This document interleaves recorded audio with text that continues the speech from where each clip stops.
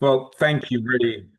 Oops. Thank you very much. I do generally feel really honored to be invited. And so thank you for that. And I do understand, talking to Esther, that some of you from smaller groups. So my history was I was baptized as a student in Seattle.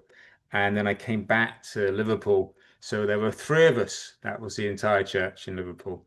And so I do remember with fondness, and we had these relationships all over Northern England at the time, where there was a couple here and a couple there, and there was it was great. But I do love speaking to your generation. I do think you're amazing. And I've got a class tonight, and it's going to look at James, the brother of Christ, and very much the role of the teacher. Um, I do hear from Esther that you're a pretty intelligent bunch, and also that you're okay with topics that can be a bit controversial, because we might get a bit of both. So we're going to look at James's role in the Council of Jerusalem, which is probably the biggest resolution of biggest controversy and the biggest resolution that we see in the early church. So we'll look at a bit of that's the purpose. Um, and if I share my screen, I'll share a little bit about myself.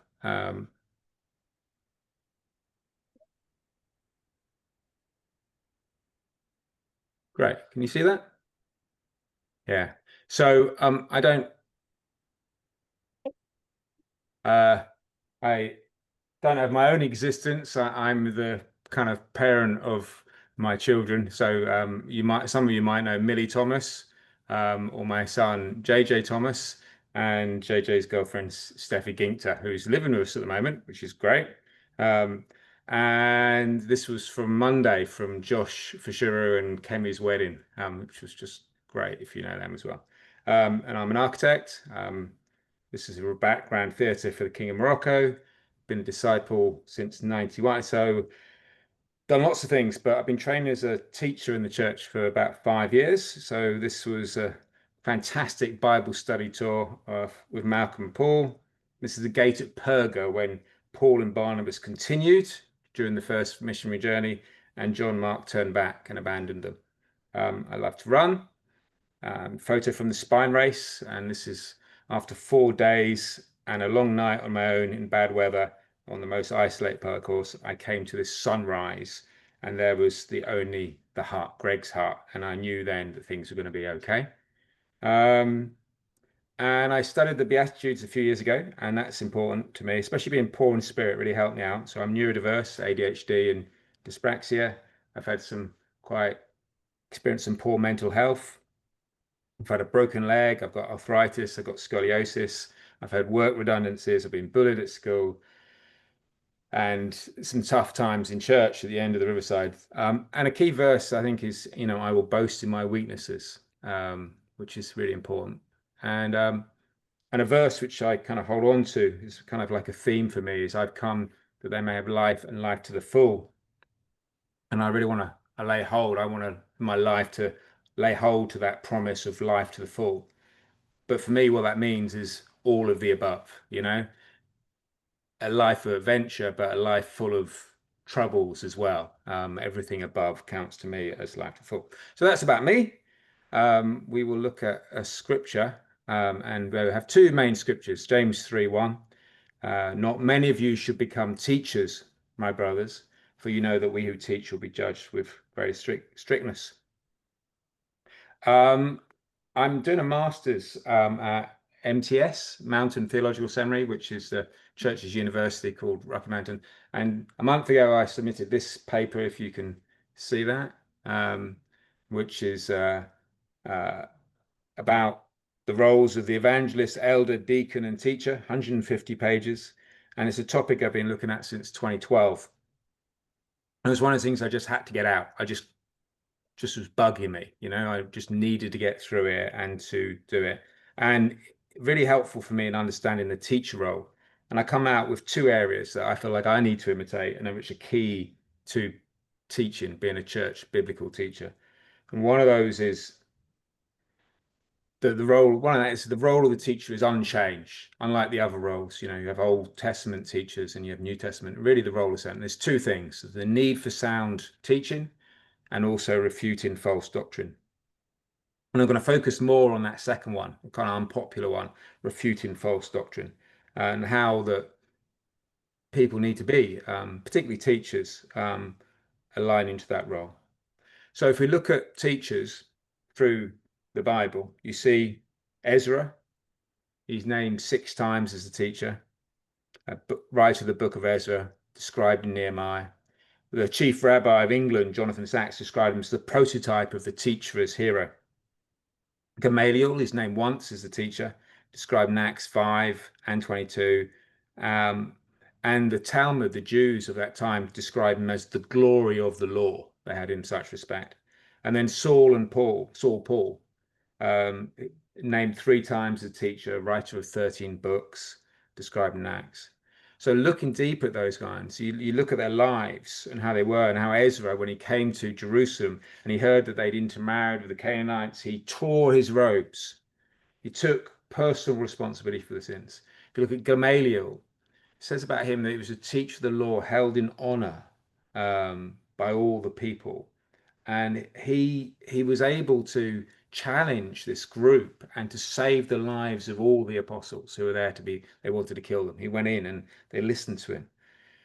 And then Saul Paul, is more complex because he's both an apostle and a teacher. But in Galatians 2, you see that he rebukes Peter in Antioch and Peter was getting messed up, confused about eating with Gentile Christians and giving in to fear and of others. And he says then a person is not justified by works of the law, but through faith in Jesus Christ. So we see Ezra, Gamaliel, Saul, Paul, they refute false doctrine. And 2 points, they speak with gravitas. Gravitas is an interesting word, but sort of like whoever speaks is one who speaks oracles of God, speaking as if on behalf of God. And the other thing is they're courageous. They're just really brave, as in Deuteronomy, be strong and courageous. And I've got to say, some of this is a bit deep, and it's a bit like a submarine. If you watch old-fashioned movies, when the submarine crash dives, it kind of goes whoop, whoop, whoop, and then it goes down. But don't worry about it. It's going to go down a bit, going to get a bit deep, and then it's going to come up again. So we're going deep. So, okay. Mipoloi didaskaloi gineste adolphoi moi, idotes hoti meson krima lempso metha. So this is that verse, James 3:1. Not many teachers become brothers of mine, knowing that judgment we will receive. Greek, like a lot of languages, some of you speak lots of languages. Greek does not translate into English very well. So this is actually the words that James uses in that. And what he's doing is James is identifying himself as a teacher. He is saying, I'm a teacher and it's going to be hard. If you want to be a teacher, you're going to get judgment. For that. And so we know James is a teacher. We also know he's never named as an apostle. This is James, the brother of Christ. He's not named as an evangelist. He's not named as an elder, a deacon, a prophet, nothing else. He describes himself as a teacher, and he teaches us. We know that through the book of James, which he wrote. And I think very much that in the Council of Jerusalem in Acts 15, we see his actions working as a teacher.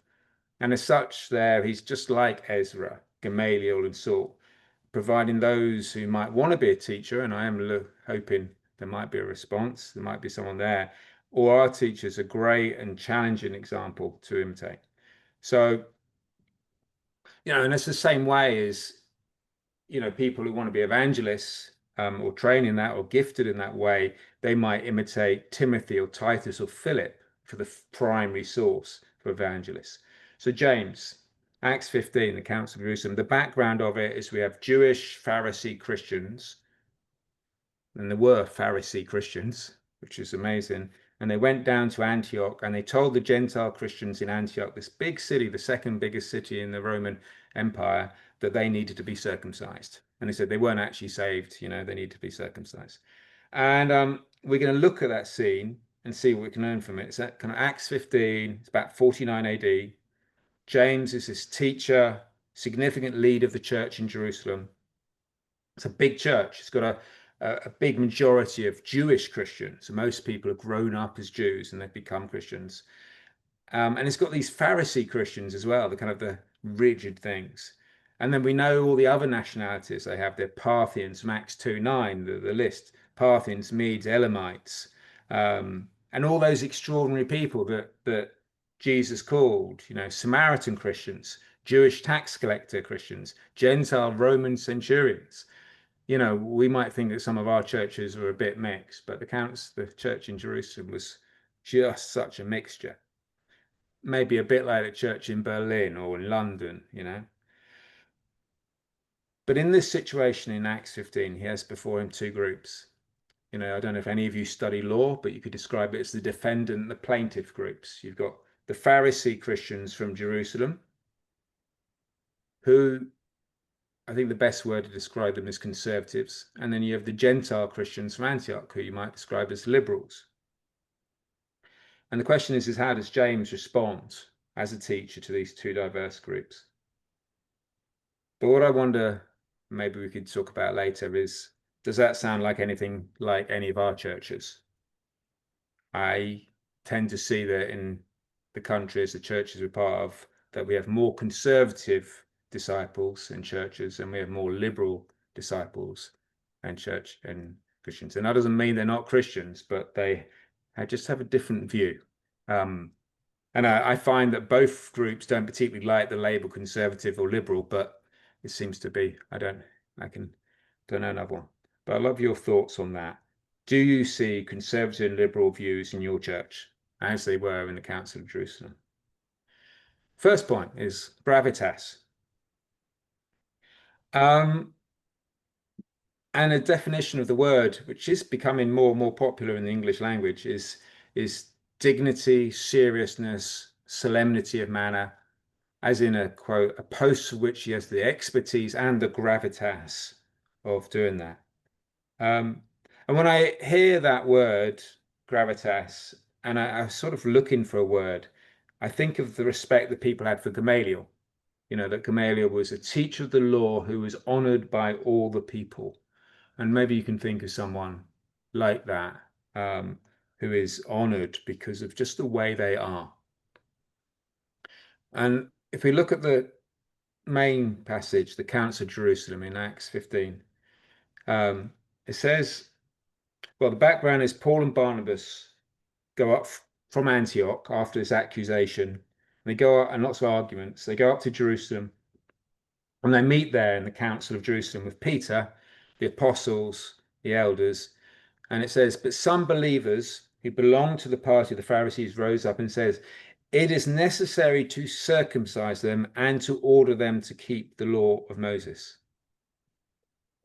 So what they're saying right then is that these Gentile Christians, these Gentiles who've become Christians in this great city of Antioch, aren't saved, that they need to be circumcised and they need to follow all the 613 mitzvah Old Testament laws, not just the 10 Commandments, the whole lot they need to follow. And it's only that, if they do that, that they are saved.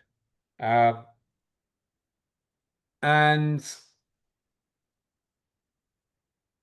then after they'd finished speaking, there's a little break here, Peter speaks. And then James replied, brothers, listen to me.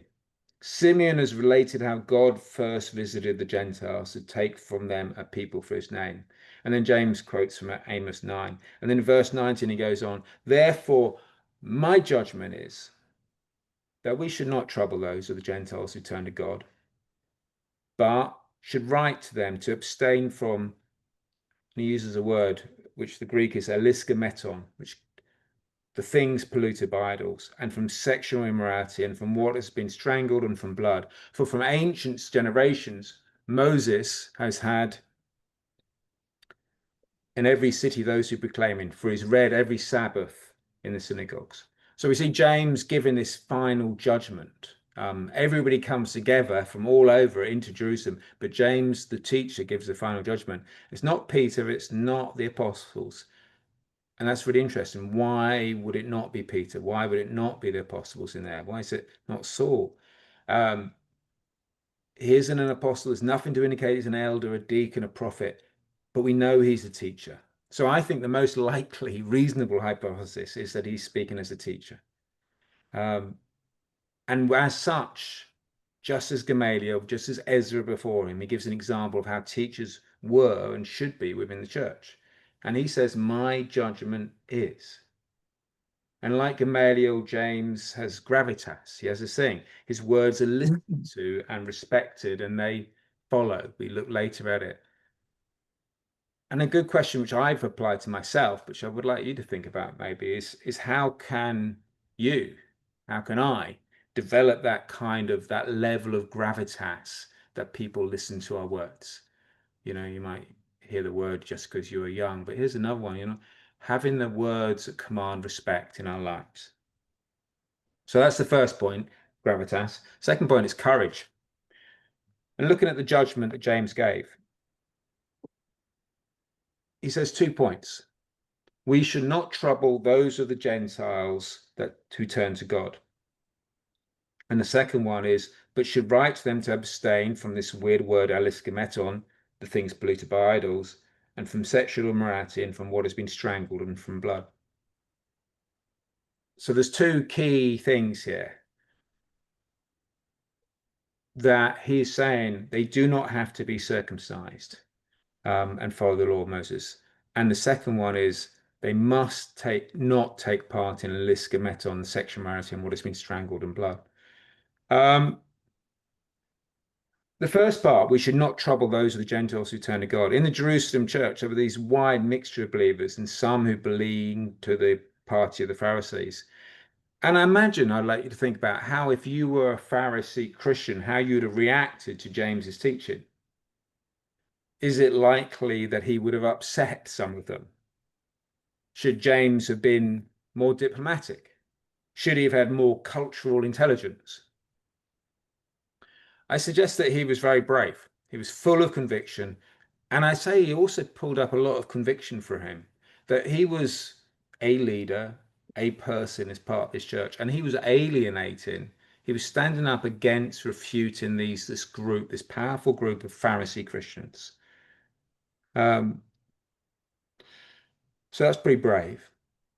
And he had the courage to say what was right, however much a significant group would not like it.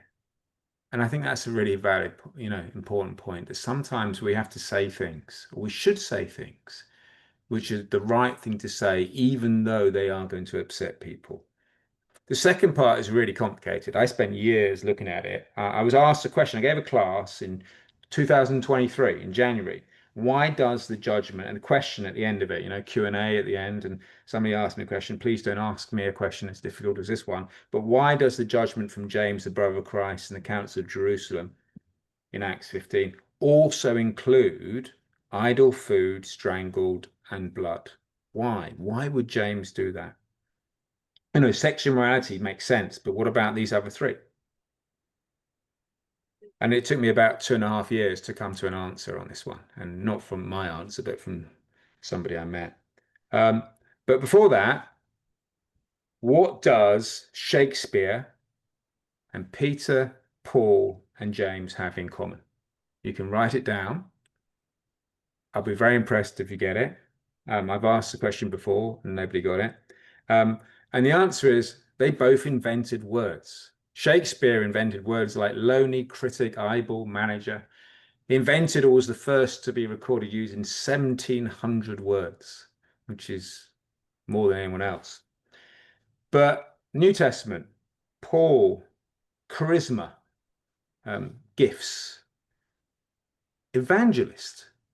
Paul invented the word evangelist in Ephesians 4:11. It might have been used one time. And this is not just in the New Testament. This is anywhere. The words had never been used before. These guys invented words, just like Shakespeare invented words. And Peter used impemone, mockery, and parathronia, which is madness, as well.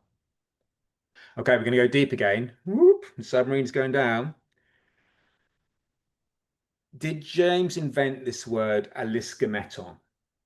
It is the first time the word is used in the New Testament, and it's not recorded as being used outside as well. Okay, so it feels like it's new.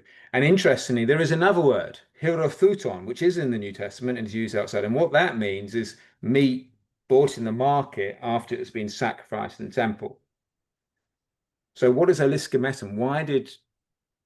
Paul, why did James invent a brand new word? And what does it mean different from hirothuton? And I can give a detailed explanation. I'm just going to give an overview of it.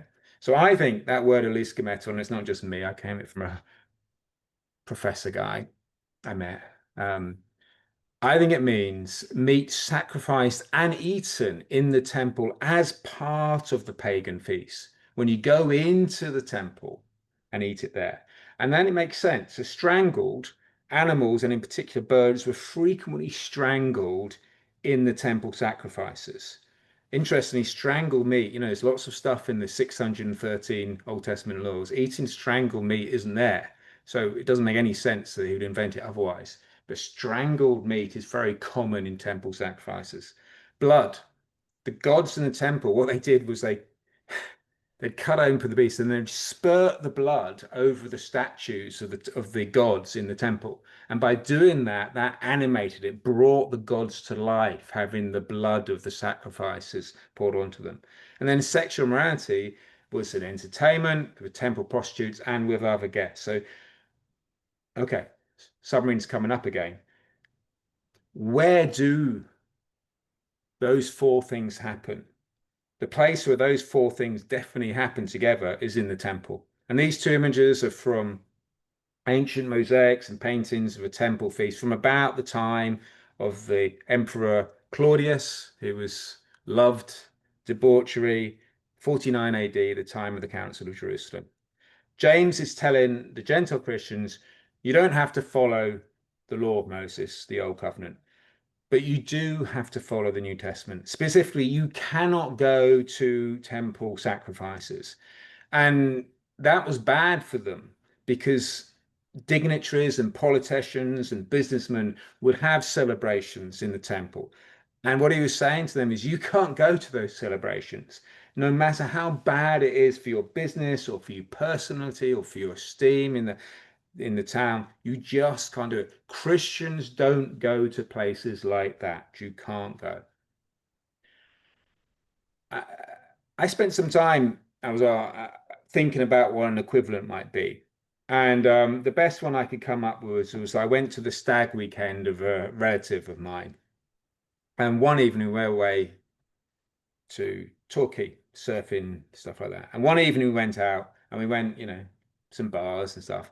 And then the group veered and it was going into a topless pole dancing bar. And I stood there at the entrance. I could see what it was going to be like.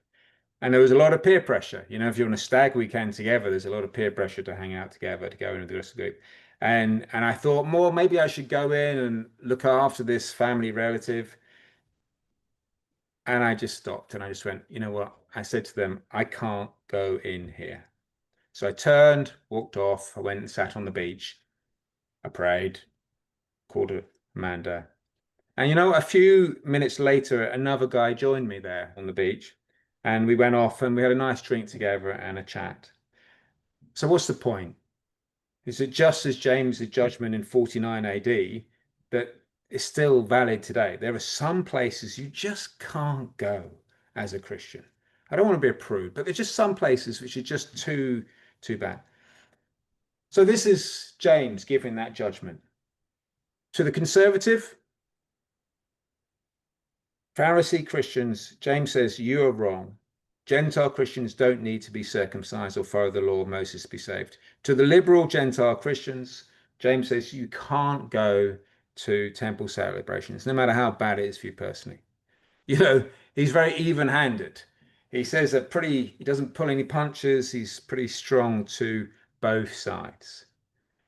Is he gonna upset people with his judgment? Yeah, and he does it anyway. Amazingly, it says later on that the people went away glad, that he was strong and he said this thing, but he was fair and he was right, and people accepted it, which is amazing. A little bit of history of the teacher's role. In the third century, and I was interested in looking at this in my paper, and when I finished correcting all the red marks from my professor, I am happy to send it on. Um, but the teacher's role in the church kind of faded away. In the third century, the teachers became catechists, which and what that meant was just preparing people for baptism, which would be like a 6 month or a year or two. It became a 2 year process only at Easter, which is what is today the case in some parts of the Catholic Church. Um, in the 16th century, under the restoration of Calvin, Calvin restored the role of the teacher, but it became a role for teaching ministers, basically a university professor. So both roles actually are good. They provide one part of a teacher's role, which is sound biblical teaching. But what do we get from Ezra, Gamaliel, Saul, Paul, and James? That there's two parts. There's a sound teaching, which is not controversial, but there's also refuting false doctrine, which is controversial. Not many of you shall become teachers, my brothers, for you know that we who teach will be judged with greater strictness, is what it says. That second refuting false doctrine, we will be judged more strictly, kind of comes with the territory. And surely a great deal of people would have judged James more strictly because of what he said. You know, I've been looking at this, as I said, I've been working on this paper. It's great to have it done. And what I've encountered over the last year is easily the most challenging time over the last 5 years that I've been training as a teacher. And I think actually it's really helped me to look at the example of James. I don't think without it I'd have got through it. And with that, there's a few things I've done. A sister asked me, uh, it, she found some online stuff and there's a guy she loved who was an atheist. It's not like he went to another church or he believed in something, he was just an atheist. And she wanted me to look at the verses on that. And I spent a lot of time looking at that with her. Um, and, at the end of the day, I feel like the Old Testament and the New Testament say the same thing, is that the people of God should really marry somebody who's part of that. God seems really strong. So that was quite tough. I found that very hard. We're still friends. Um, and then an old retired minister, evangelist, and former elder who was teaching something which was kind of way off our churches. And I spent some time with him and ended up going back and forth for a long time, trying to work with him to on correct doctrine. There was a young new convert, and I come from a Pentecostal charismatic background where I used to speak in tongues. She came in and she's Christian, but she continued to believe in that. And so we spent quite a bit of time, and she was teaching it as well. So we spent quite a bit of time looking at the sign gifts and the Pentecostal movement together, which was actually great. It was a really good process going through that. And then I spent a lot of time looking at the UK and Ireland, the Unity Advisory Team, looking at a proposal for the UK and Ireland teaching ministry as well.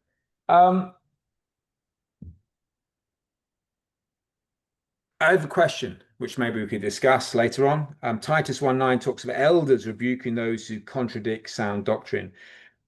And I'd like to ask, what do you think? There you go. Those are those 4 points. What do you think? What areas do you see, if any, of false doctrine coming into the church? And I was challenged a long time ago when I was a young architect that I needed to grow in this word, gravitas. I feel like it's real time for me to change that. I've also really realized as I've studied this, I always felt myself as quite a courageous person.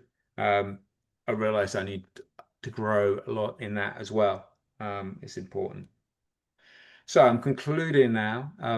So studying the actions of James, Council of Jerusalem, I think that gives us, put that out there, a really clear indication of what the life and role of a biblical teacher is. And the role of a biblical teacher in our church is the Cinderella, I would say. It's the newest role. It's the least, we have the least number of it. It's one where we're stumbling into, and it's good to go back and look at what the Bible says and the example of that. I say that that role of a teacher includes both providing sound teaching and what we focus on, refuting false doctrine. What does that mean? Well, I think to look at that, we need to look at and imitate Ezra, Gamaliel, Saul, Paul, and James, and their gravitas and their courage. Thank you very much. I have some breakout questions which are there, but that's the end of the class. Great. Thank you so much, James. Really, really appreciate it. I wonder if you could put the questions back up on the screen just there. Sure. Um, and I'll just send them into our group chat so everyone has them when we go into breakout rooms. I'm sort of not expecting people to answer all the questions, probably like whatever one appeals. That's all good. Yeah, we can kind of mix and match. Like you guys can pick your top questions or whatever, and answer those. Let me just see how long I've given for all of these. Yeah, okay. Cool. So we've got 15 minutes. Actually, if before we break off, does anyone want to ask any questions? Maybe we can take like 5 minutes to do that.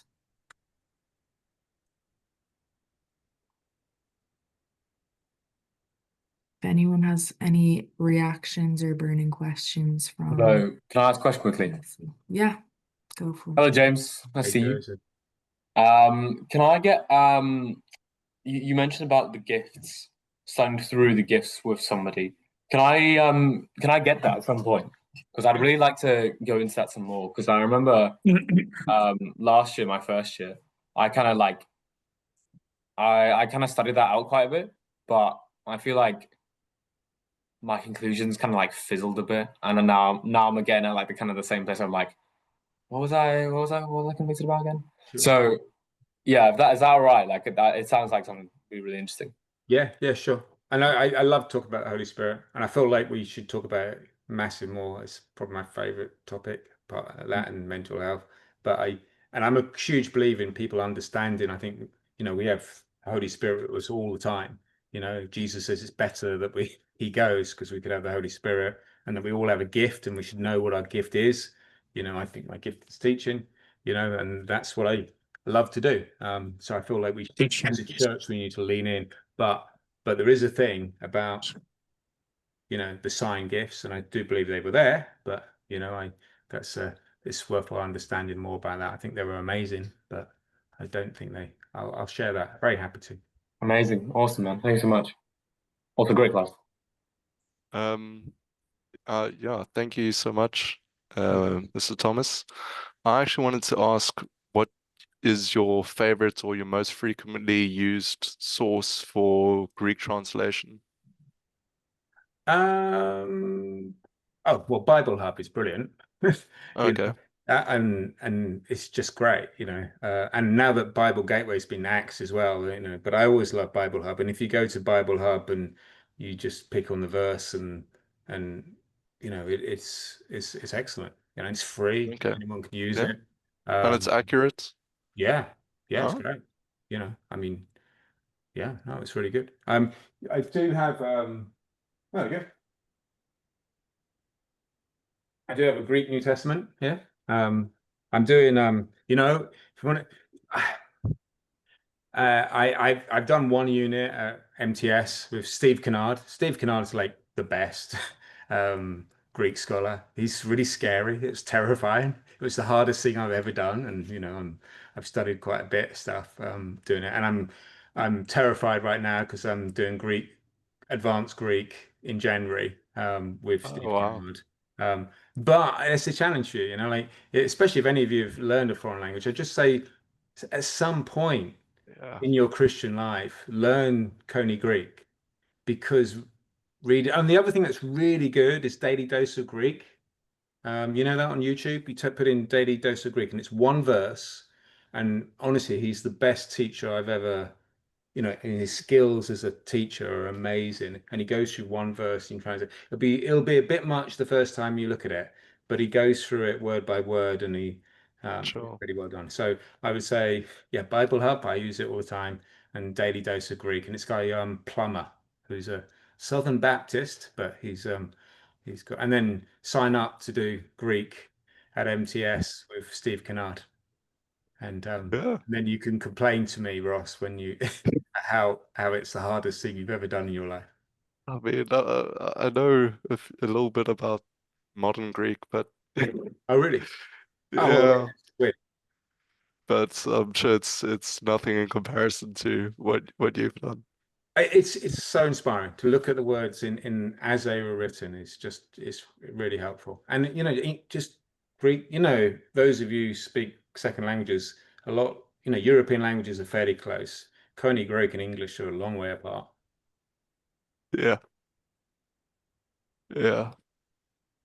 Oh, which language did you learn Greek from? Did you learn it from English? Yeah, I speak some Oh, French and some other bits, but which and only languages you've studied. I've done some Japanese and some Latin and some, but um, yeah, I would that would be another challenge to do that. yeah. Okay. Oh, thank you.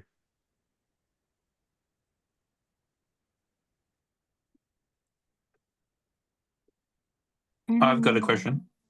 Hey, is it Dave? Yes, Hey, Dave. James, thank you for your lesson. My question was, how do you decide when an issue is serious enough to confront publicly and when to treat it as a secondary matter? That's a really good question. I I would, yeah.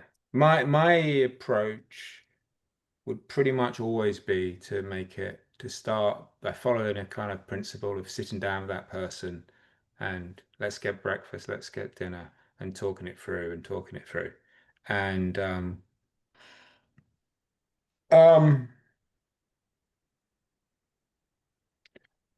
I think,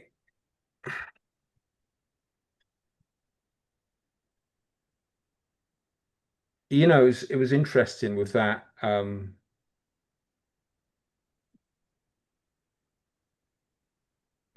There's a lot, and it's interesting when you get teacher types together. One of the things you realize is there's very little controversy because you realize that every teacher's there's like so many things where you have difference of opinions on anyway that you become comfortable having a difference of opinion and that not becoming something that you throw someone out. Like hell, for example, like whether hell is eternal or whether hell is destruction. It's lots of different opinions. That's not a um um there's so many things.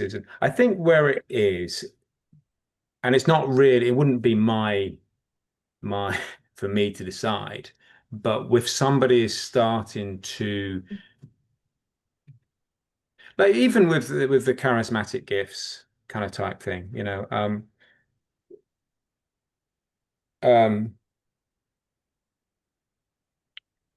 really frankly, there's quite a small number of things which are core to our faith, and it's much smaller than the things, things like baptism, is a really important piece.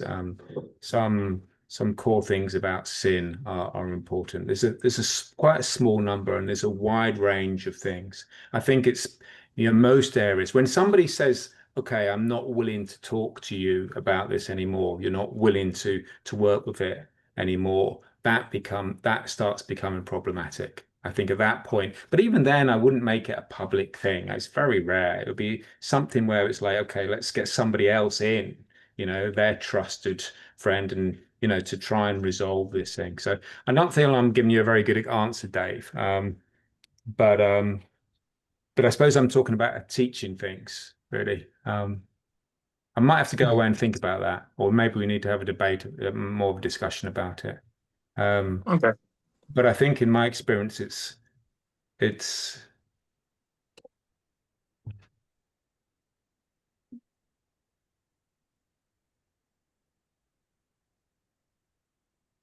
Yeah. I mean, we're in a church. If you look back at church history, we're a part of the churches where churches have gone off, you know, really off the rails, and Yeah. it's so far, and it's stuff that will ha there is a point that you need to intervene to try and stop that. Um, but it's a good question. I don't really have an answer for you how the best way of doing that is. Okay. Well, thanks for having a go. It's good.